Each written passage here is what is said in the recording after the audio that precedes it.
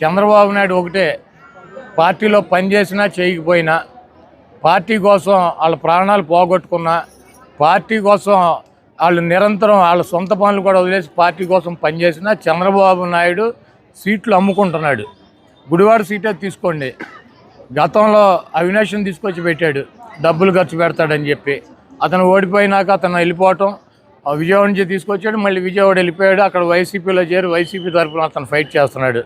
మళ్ళీ ఈ సీటును మళ్ళీ అమ్మేశాడు. ఒక ఎన్ఆర్ఐకి ఒక 150 కోట్ల రూపాయలు ఖర్చు పెడతానని చెప్తే, ఇక్కడ ఉన్నటువంటి 5 సంవత్సరాలు పనిచేసినటువంటి రాయ వెంకటేశ్వరరావు కానీ, ఇక్కడ ఉన్నటువంటి పెన్ననేని కుటుంబాన్ని కూడా తెలుగుదేశం పార్టీలో చేర్చుకున్నాడు. వాళ్ళని వదిలేశాడు. మా పార్టీలో పనిచేస్తున్నటువంటి, మా పార్టీలో గెలిచినటువంటి చైర్మన్లను తీసుకుని వెళ్ళాడు, వాళ్ళని గాలికి వదిలేశాడు. కాకపోతే ఇక్కడ అసలు గుడివాడతో సంబంధం లేనటువంటి ఒక ఎన్ఆర్ఐని తీసుకొచ్చి ఇక్కడ పెట్టాడు. ఏంటంటే అతనికి ఉన్న అర్హత ఏంటంటే 150 కోట్ల రూపాయలు ఖర్చు పెడతాడు, పార్టీకి 50 కోట్ల రూపాయలు ఫండ్ ఇస్తాడు. అంటే డబ్బులకి అమ్ముకునేటువంటి పరిస్థితికి తెలుగుదేశం పార్టీని దిగదార్చాడు.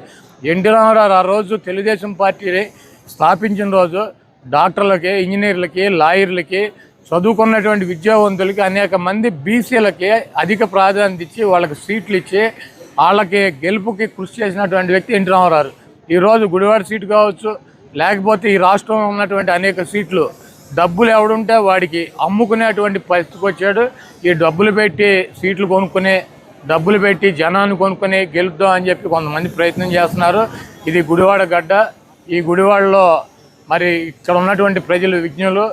దాదాపు 2,000 కోట్ల రూపాయల అభివృద్ధి కార్యక్రమాలకి, 2,000 కోట్ల రూపాయల సంక్షేమ కార్యక్రమాలు, ఈ నియోజకవర్గానికి 4,000 కోట్ల రూపాయలు జగన్మోహన్ రెడ్డి గారు ఈ 5 సంవత్సరాల్లో ఇచ్చారు.